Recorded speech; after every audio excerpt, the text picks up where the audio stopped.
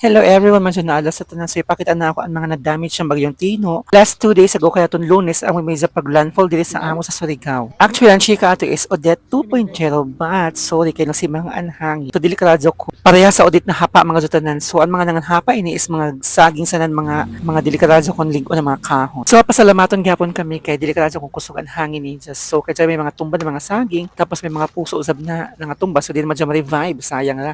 Syempre lutuon naton. So nakagulay-gulay na sa ni after nan bagyong Tino. So na ko ni buhaton is banana fritter.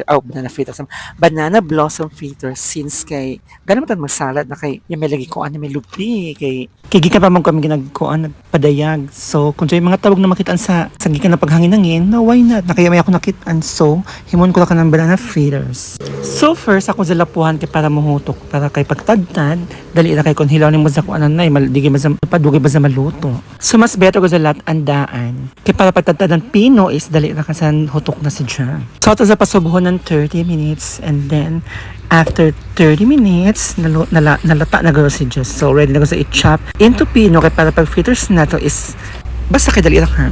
So ito hiwayo ko dyan ng pino kay para masagol si Jam sa itlog. Kay fritters na nagato drama ini.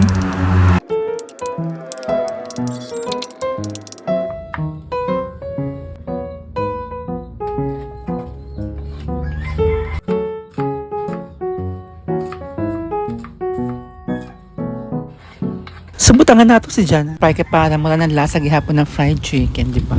Kaya para sa bazay yung crispy fry and then gamay na asin. Tapos cornstarch. Kaya para magpikit si Jana. Dinasagol-sagol na dalong si Jana kaya para pag prito is ready na. So yung size pagka-prito is muna ng burgers. Kaya para pwede sa size agol mo sa pan or sud anon.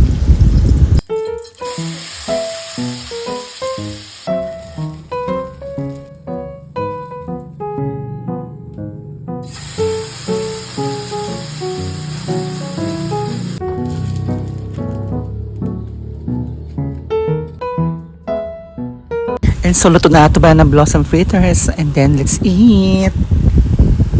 O, diba? Mula sa burger at lasa.